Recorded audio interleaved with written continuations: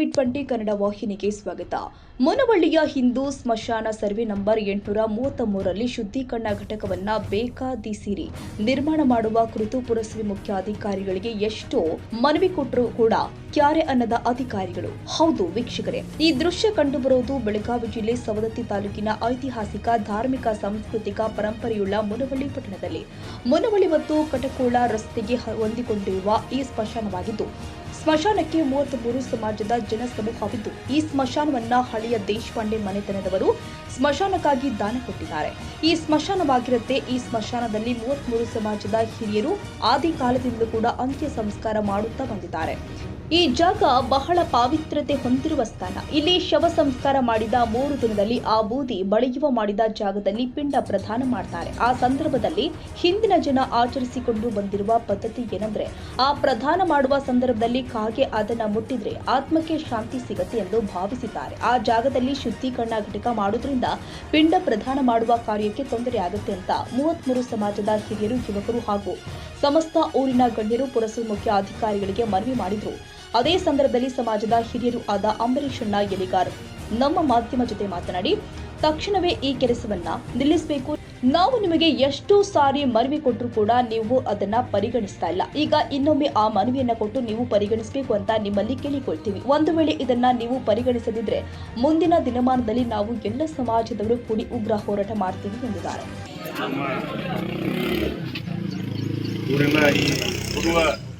ಸಮಾಜದ ಸ್ಮಶಾನದ ಸಲುವಾಗಿ ಇಲ್ಲಿ ನಾವು ಪುರಸಭೆಗೆ ಬಂದಿದ್ದೀವಿ. ಈಗ ಹಿಂದಕ್ಕೆ ನಾವು ಅವರಿಗೆ ಮನವಿನೂ ಕೊಟ್ಟಿದ್ದೀವಿ. ನಾವು ಅಲ್ಲಿ ಆ ಸ್ಮಶಾನಕ್ಕೆ ಏನು ಧಕ್ಕೆ ಮಾಡಬೇಡ್ರಿ, ಕೆಲಸ ಮಾಡಬೇಡ್ರಿ ಅಂತ ಹೇಳಿದ್ರು ಸಹ ಅವ್ರು ಮತ್ತು ನಮ್ಮ ಮಾತು ಕೇಳಿದ್ರೆ ಮತ್ತು ಕೆಲಸ ಮಾಡಿದ್ರು. ಅದಕ್ಕೆ ಇವತ್ತು ನಾವೆಲ್ಲ ಸಮಾಜದವ್ರು ಒಟ್ಟು ಏನು ಸುಡು ಸಮಾಜದವ್ರು ಏನದಾರಲ್ಲ ಎಲ್ಲರೂ ಕುಡ್ಕೊಂಡು 33 ಸಮಾಜ ಇದಾವೆ ನಮ್ಮ ಊರಾಗ. 33 ಸಮಾಜದವ್ರು ಕೂಡಿ ಮತ್ತೊಮ್ಮೆಗೆ ಪುರಸಭೆದವ್ರಿಗೆ ತಿಳಿ ಹೇಳಾಕತ್ತೀವಿ. ಇದೊಂದು ಮನವಿ ಮಾಡಾಕತ್ತೀವಿ ಅವ್ರಿಗೆ, ಇದನ್ನಲ್ಲಿ ಕೆಲಸ ಮಾಡಬೇಡ್ರಿ. ಯಾಕಂತಂದ್ರೆ ಇದು ಭಾವನಾತ್ಮಕವಾಗಿ ಇರುವಂಥದ್ದು ಒಂದು ಇದು. ಈ ಸ್ಮಶಾನ ಅಂತಂದ್ರೆ ನಮ್ಗೆ ಹೆಂಗೈತಂದ್ರೆ ಸ್ಮಶಾನಕ್ಕೆ ನಮ್ಗೆ ಉಳಿದಾರದು ಬೇರೆ, ನಮ್ದು ಇದು ಭಾವನಾತ್ಮಕವಾಗಿರ್ತದೆ. ಇದು ಒಬ್ಬರು ಭಾವನಾತ್ಮಕವಾಗಿ ಜೊತೆ ಆಟ ಆಡಿದಂಗೆ ಮಾಡಾಕತ್ತಾರೆ. ಇದನ್ನು ಮೇಲಾಧಿಕಾರಿಗಳಾಯ್ತು ಇಲ್ಲಿ ಅವ್ರಾಯ್ತು ಒಟ್ಟು ಯಾರೋ ಮಾಡಾಕತ್ತಾರ. ಅದಕ್ಕೆ ದಯವಿಟ್ಟು ಇದನ್ನು ಮಾಡಬೇಡ್ರಿ, ಈ ಕೆಲಸ ಇಲ್ಲಿಗೆ ಸ್ಟಾಪ್ ಮಾಡಿರಿ. ಮತ್ತು ಬೇರೆ ಕಡೆ ಜಾಗ ಐತಿ, ನಾವು ಜಾಗನೂ ತೋರಿಸಿದ್ದೀವಿ. ನಾವು ಅವ್ರು ಹೊಂದಾಣಿಕೆ ಮಾಡ್ಕೊಂಡು ಅದನ್ನು ಮಾಡಬೇಕಾಗಿತ್ತು, ಅದನ್ನು ಮಾಡಲಿಲ್ಲ. ಅದಕ್ಕೆ ಇದು ನಮ್ಮದು ಕೊನೆಯದು. ಇದನ್ನು ಮನವಿ ಕೊಡೋದು, ಹೇಳೋದು, ಕೇಳೋದು ಇದು ಕೊನೆಯದು. ಇನ್ನು ಮುಂದೆ ಅಕಸ್ಮಾತ್ ಇಷ್ಟ ಆದ್ರೂ ಅವ್ರು ಕೆಲಸ ಮಾಡ್ತೀವಿ, ಇದನ್ನು ಮೀರಿ ಕೆಲಸ ಮಾಡ್ತಾರಂತಂದ್ರೆ ನಮ್ಮ ಸಮಾಜದವ್ರು 33 ಸಮಾಜದವ್ರು ಏನೈತ 33 ಸಮಾಜದವ್ರು ಹೋಗ್ಯಾರ ನಮ್ಮದೊಂದು ಕಟ್ಟಿ ಕಟ್ಕೊಂಡು ನಮ್ಮ ಸಮಾಜಕ್ಕೆ ನಮ್ಮದೊಂದು ಸುಡೋ ಒಂದು ವ್ಯವಸ್ಥೆ ನಾವೇ ಮಾಡ್ಕೊತೇವೆ ಅಂತ ಹೇಳ್ತೇವೆ. ಯಾಕಂದ್ರೆ ಸರ್ಕಾರ ಸಾಕಷ್ಟು ಸ್ಮಶಾನ ಬೆಳೀಲಿ, ಸ್ಮಶಾನ ಉಳಿಲಿ, ಒಂದೊಂದು ಊರಾಗ ಸ್ಮಶಾನನೇ ಇಲ್ಲ ಅಂತಾರ, ಇದ್ದದ ಸ್ಮಶಾನ ಕಸ್ಕೊಂತಾರಂತಂದ್ರೆ ಹೆಂಗಾಕ ಪರಿಸ್ಥಿತಿ. ಅದಕ್ಕೆ ದಯವಿಟ್ಟು ಇದನ್ನು ಮಾಡಕ್ಕೆ ಹೋಗ್ಬೇಡ್ರಿ. ಮೇಲಿನ ಅಧಿಕಾರಿಗಳಿಗೆ ಹೇಳ್ರಿ. ನಾವು ಇವತ್ತು ಅಥವಾ ನಾಳೆ ನಮ್ಮ ಉಸ್ತುವಾರಿ ಸಚಿವರಾದಂಥ ಶ್ರೀ ಸಾವ್ಕರ್ ಭೇಟಿಯಾಗಿ ಹೋಗಿ ಹಿಂಗೆ ಮಾಡಾಕತ್ತಾರಂತ ಹೇಳಿ ಅವ್ರ ಕಡೆದೂ ಹೇಳಿಸೋ ಒಂದು ವ್ಯವಸ್ಥೆ ಮಾಡ್ತೀವಿ. ಮತ್ತು ನಮ್ಮ ಮುನವಳ್ಳಿ ಪುರಸಭೆ ಆಯ್ತು, ಇಲ್ಲೇ ಸುತ್ತಮುತ್ತಲು ಸ್ಮಶಾನಗಳು ಹೆಂಗಾಗ್ಯಾವು, ನಮ್ಮ ಸ್ಮಶಾನದ ಪರಿಸ್ಥಿತಿನ ಕೇಳೋಂಗಿಲ್ಲ. ನಾವೇ ಯಾರೋ ಹೋಗ್ಯಾರ ಸ್ವಚ್ಛ ಮಾಡೋದು, ತಿಂಗಳದಾಗೊಮ್ಮೆ 2 ತಿಂಗಳದಾಗೊಮ್ಮೆ ಇವರೇ ನಮ್ಮ ಏನು ಆ ಸಮಾಜಕ್ಕೆ ಸಂಬಂಧಪಟ್ಟವ್ರು ಅದಾರಲ್ಲ ಅವರ ಹೋಗಿ ಸ್ವಚ್ಛ ಮಾಡಿ ಬರ್ತಾರೆ. ಅಂಥ ಪರಿಸ್ಥಿತಿ ಐತಿ. ಅದಕ್ಕೊಂದು ರೋಡ್ ಇಲ್ಲ, ಒಂದು ಲೈಟ್ ಇಲ್ಲ, ಒಂದು ವ್ಯವಸ್ಥೆ ಇಲ್ಲ. ಆಮೇಲೆ ಸುಡೋದಕ್ಕಂತದ್ದು ಒಂದೈತಿ. ಈಗ ದೊಡ್ಡ ಊರು 40-45 ಸಾವಿರ ಜನಸಂಖ್ಯೆ ಇರುವಂಥ ಊರು ಒಂದು ಸುಳಿದಿದ್ರೆ ಮಳಿಗಿಳಿ ಬಂತಂದ್ರೆ ಹೆಂಗೆ ಮಾಡೋದು. ಅದಕ್ಕೆ ಇದನ್ನ ಇವ್ರು ಹೇಳ್ತಾರೆ, ಈಗ 1 ಕೋಟಿ ರೂಪಾಯಿ ಸ್ಯಾಂಕ್ಷನ್ ಆಗೈತೆ ಅಂತ ಹೇಳಕತ್ತನ ಭಾಳ ದಿನ ಆಗ್ತದ. 1 ಕೋಟಿ ಸ್ಯಾಂಕ್ಷನ್ ಆಗೈತೆ ಅಂತ ಹೇಳಿ ಅದನ್ನ ಇನ್ನೋರಿಗೂ ಅದು ಕಾರ್ಯಗತವಾಗಿ ಬಂದಿಲ್ಲ. ಅದು ಅದಕ್ಕೆ ಇದನ್ನ ನಾವು ಮ್ಯಾಲ ಶ್ರೀ ಸಾವ್ಕರ್ಕೊಂಡು ಹೇಳ್ತೀವಿ, ಇದು ನಮ್ದು ತಕರಾರು ಐತಿ. ಇದನ್ನ ಇವತ್ತಿನ ಅಲ್ಲಿ ಏನು ಕೆಲಸ ಮಾಡಾಕತ್ತಿರಲ್ಲ ಇವತ್ತು ಬಂದ್ ಮಾಡಬೇಕು. ಬಂದ್ ಮಾಡದೇ ಇದ್ರೆ ಅದು ಮುಂದಿನ ಪರಿಸ್ಥಿತಿ ನಾವು ಹೊಣೆಗಾರಲ್ಲ, ನೀವು ಹೊಣೆಗಾರಲ್ಲ ಅಂತ ಹೇಳ್ತಾ ಅವ್ರಿಗೆ ಯಾರು ಮಾಡಾಕತ್ತಾರಲ್ಲ ಈಗ ಆ ಕೆಲಸ ಕರೆದಕ್ಯಾರ ಅವ್ರಿಗೆ ಹೇಳ್ರಿ. ಜರ್ ಕಡ್ದ ಅದಕ್ಕೆ ನಾವು ಹೊಣೆಗಾರ ಆಗೋದಿಲ್ಲ, ನಿಮ್ಮನ್ನ ಹೊಣೆಗಾರ ಮಾಡ್ತೇವೆ ಅಂತ ಹೇಳ್ತಾ. ಮತ್ತು ಏನೈತಿ ನಮ್ಮ ಊರ ಮುನವಳ್ಳಿ ಶಾಂತ ಐತಿ ಯಾವಾಗಲೂ. ಇದನ್ನ ಕದಲಾಕ್ ಹೋಗ್ಬೇಡ್ರಿ. ಇದನ್ನ ಏನಾರ ಮಾಡಿಕ್ಯಾರ, ಇದನ್ನ ಕದಲಾಕ್ ಹೋಗ್ಬೇಡ್ರಿ. ಪದೇ ಪುರಸಭೆ ಮನವಿ ಬಂದು ಕೊಡಕತ್ತಿದ್ದೀರಿ, ಯಾವುದೇ ತರಹದ ಸರ್ಕಾರಿಯಿಂದ ವಿಟ್ಲೀಕರಣ ಮಾಡ್ತಾ ಇಲ್ಲ. ಅದಕ್ಕೆ ನಿಮ್ದು ಏನು ಹೇಳ್ತೀರಿ? ಮತ್ತು ಈಗ ಇವ್ರು ಹೇಳ್ತಾರಲ್ಲ ಇದು ನಮ್ದು ಕಂದಾಯ ಆಸ್ತಿ ಅಂತ ಹೇಳ್ತಾರೆ. ಇವರು ಇದನ್ನ ಹಿಂದೆ ಯಾವುದೋ ಒಂದು ಪುಣ್ಯಾತ್ಮ, ಈಗ ದೇಶಪಾಂಡೆ ಅವ್ರಂತ ಹೇಳ್ಯಾರ ಪುಣ್ಯಾತ್ಮರು, ಇದನ್ನು ಸುಡು ಸಮಾಜಕ್ಕನ ಅಂತ ಹೇಗೆ ಕೊಟ್ಟಾರ. ಇದು ಸ್ಮಶಾನ ಅಂತನ, ಇದು ಸ್ಮಶಾನಕ್ಕೆ ಇರಲಿ, ಸ್ಮಶಾನಕ್ಕಂತ ನಾ ದಾನ ಕೊಡಕತ್ತೇನೆ, ಸ್ಮಶಾನ ಸಲುವಾಗಿನ ಅಂತ ಕೊಟ್ಟದ್ದು ಅಂತ ದಾನ ನಿನ್ನ ಕಸ್ಕೊಂತಾರಂತಂದ್ರೆ ಅಂತಾನೆ. ಇದು ಇದು ಇದು ಇದು ಇದು ಇದು ಹೆಂಗಾಗತ್ತೆ ಇದು? ನಾ ಗೌರ್ಮೆಂಟ್ ಜಾಗ ಇವ್ರು ಹೇಳ್ತಾರೋ ಇಲ್ರಿ ಅದು ಕಂದಾಯದಾಗ ಐತಿ, ಗೌರ್ಮೆಂಟ್ ಜಾಗ ಐತಿ, ಗೌರ್ಮೆಂಟ್ದವ್ರು ಮಾಡ್ತಾರಂತಾರೆ. ಅದು ಹಂಗಲ್ಲ. ಇದ್ದದ್ದು ಈ ಬ್ರಾಹ್ಮಣರು ತಮ್ಮ ಆವಾಗಿನ ನೋವು ನೋಡ್ಕೊಂಡ್ಕ್ಯಾರ ಅದನ್ನ ಅಷ್ಟು ನಮ್ಮ ಸಮಾಜಕ್ಕೆ ಏನು ಸುಡುವಂಥ ಸಮಾಜ ಏನೈತಲ್ಲ ಅದಕ್ಕೆ ಅನುಕೂಲ ಆಗಲಿ ಅನ್ನೋ ಒಂದು ಉದ್ದೇಶಕ್ಕೆ ಇದು 3 ಎಕರೆ 3 ಗುಂಟೆ ಕೊಟ್ಟಾರ. ಅದಕ್ಕೆ ಇದನ್ನ ದಯವಿಟ್ಟು ಇದನ್ನ ಮಾಡ್ಕೊಳಕ್ಕೆ ಹೋಗ್ಬೇಡ್ರಿ ಇದನ್ನು. ಯಾಕಂತಂದ್ರೆ ಇದು ಸ್ಮಶಾನಗಳು ಇರ್ತಾವಲ್ಲ ಅಷ್ಟು ಚಲೋ ಆಗ್ತೈತಿ. ಯಾಕಂದ್ರೆ ನಾಳೆ ಊರು ಬೆಳೀತಂದ್ರೆ ಇವರು ಬೇರೆ ಸಮಾಜದವರು ಇಲ್ಲಿ ಬರ್ಬೋದು, ಬೇರೆ ಸಮಾಜದವರು ಬಂದು ಇದು ಮಾಡ್ಕೊಂಡು ಹೋಗ್ಬೋದು. ಯಾಕಂತಂದ್ರೆ ಸುಡುವಷ್ಟು ಶ್ರೇಷ್ಠತೆ ಯಾವ್ದ್ರಾಗೂ ಇಲ್ಲ.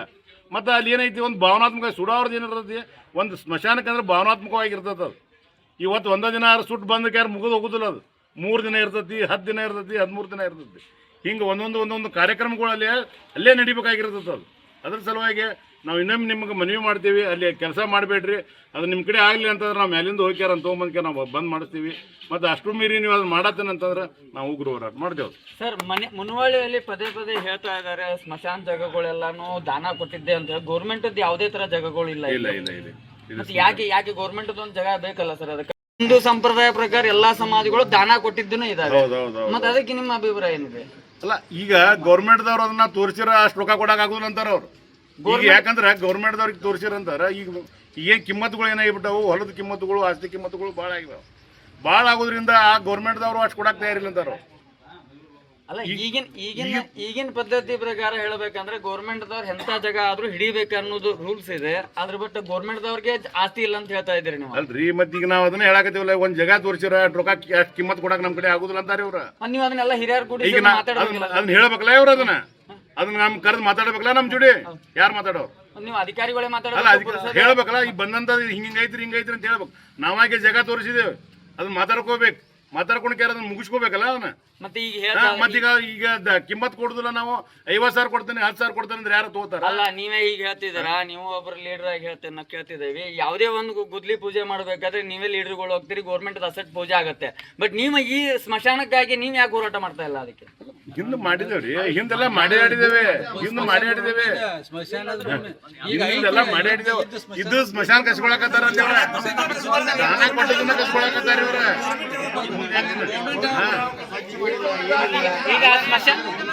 ಈಗ ಆ ಸ್ಮಶಾನ ಜಾಗ ಗೌರ್ಮೆಂಟ್ ಅಂಡರ್ ಒಳಗಿದೆ. ನಮ್ಮ ಅಂಡರ್ನಾಗ ಐತಿ. ಅದೇನು ಉತ್ತಾರಲ್ಲ ನಿಮ್ಮ ದಾನ ಪತ್ರ ಒಳಗಿದೆಯಾ? ಇಲ್ಲ ನಮ್ಮ ಗೌರ್ಮೆಂಟ್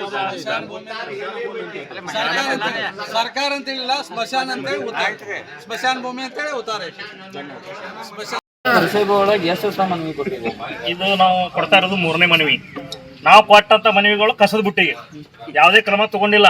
ಯಾಕಂತಂದ್ರೆ ಏನ್ ನಡೆಯಕತ್ತ ನಮಗೂ ಗೊತ್ತಾಗತ್ತು.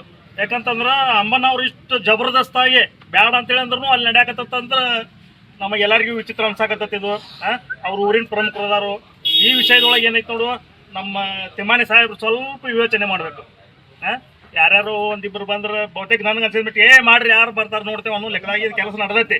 ದಯಮಾಡಿ ಸರ್ ವಿಚಾರವಂತರದಾರು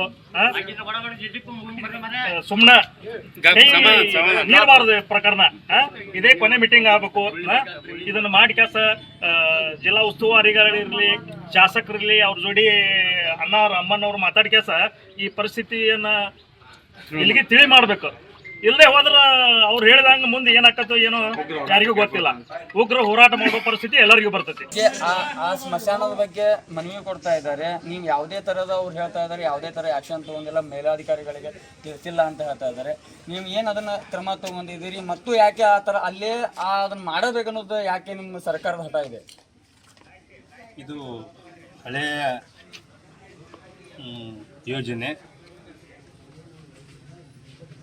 ಹಸಿರು ನ್ಯಾಯಪೀಠದ ಆದೇಶದಂತೆ ಘನ ಸರ್ಕಾರವು ಪ್ರತಿ ಪಟ್ಟಣದಲ್ಲಿ ಇರುವಂಥ ತ್ಯಾಜ್ಯ ನೀರು ನದಿಗೆ ಹೋಗಿ ನದಿ ಮಲಿನವಾಗುತ್ತಿರುವುದರಿಂದ ಕೋರ್ಟ್ ನಿರ್ದೇಶನದ ಪ್ರಕಾರ ಸರ್ಕಾರವು ಆ ಪ್ರತಿ ಪಟ್ಟಣಗಳಲ್ಲಿ ಜಾಗ ಹುಡುಕಿ ಇದನ್ನು ನದಿ ಮಲಿನವಾಗಂಥ ಕ್ರಮ ಕೈಗೊಳ್ಳಬೇಕಾಗಿದೆ.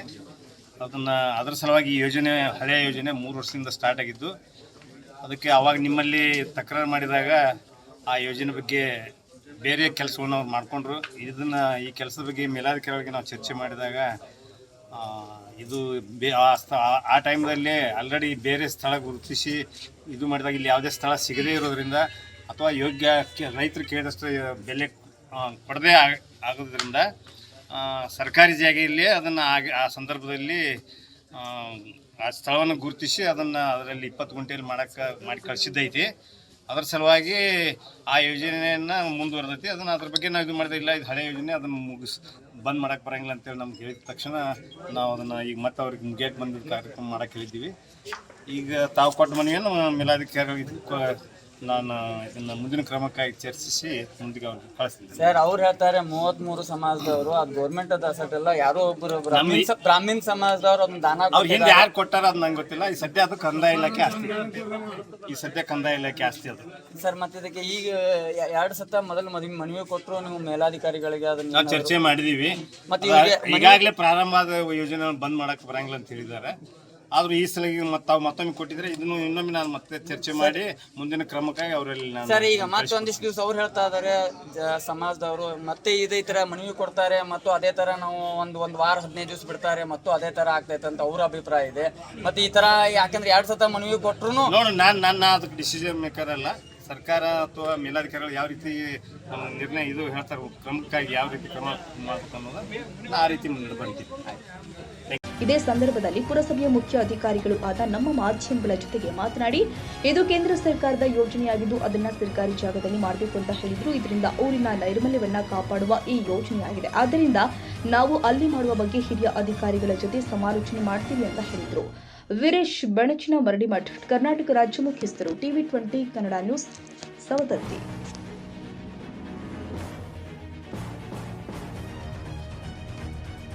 ಕನ್ನಡಿಗರ ಮೆಚ್ಚಿನ ನಿಮ್ಮ TV20 ಕನ್ನಡ ವಾಹಿನಿ ಇದೀಗ ಟಿವಿಯಲ್ಲಿ ಲಭ್ಯ. ಕರ್ನಾಟಕ ಮತ್ತು ದೇಶ ವಿದೇಶದ 360 ಡಿಗ್ರಿ ಸುದ್ದಿ ವಿವರವನ್ನ ಪಡೆಯುವುದಕ್ಕೆ TV20 ವಾಹಿನಿಯನ್ನು ಲೈಕ್ ಮಾಡಿ, ವಿಡಿಯೋಗಳನ್ನು ಶೇರ್ ಮಾಡಿ, ಕಮೆಂಟ್ ಮಾಡಿ, ಸಬ್ಸ್ಕ್ರೈಬ್ ಮಾಡಿ. HCN ಕೇಬಲ್ 842 ನಂಬರ್ನಲ್ಲಿ ಹುಕ್ಕೇರಿ ತಾಲೂಕು ಹಾಗೂ ಸಂಕೇಶ್ವರದ ಸುತ್ತಮುತ್ತಲಿನ ಹಳ್ಳಿಗಳಲ್ಲಿ ಲಭ್ಯ.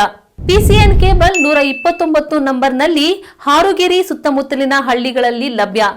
ರಾಯಬಾಗ್ ಡಿಜಿಟಲ್ ಚಾನೆಲ್ ಕೇಬಲ್ 80ನೇ ನಂಬರ್ನಲ್ಲಿ ರಾಯಬಾಗ ತಾಲೂಕಿನ ಸುತ್ತಮುತ್ತಲಿನ ಹಳ್ಳಿಗಳಲ್ಲಿ ಲಭ್ಯ. UDCN ಕೇಬಲ್ ನೆಟ್ವರ್ಕ್ ಉಗಾರ ಸುತ್ತಮುತ್ತಲಿನ ಹಳ್ಳಿಗಳಲ್ಲಿ ನಿಮ್ಮ TV20 ಕನ್ನಡ ವಾಹಿನಿಯೂ ಲಭ್ಯ.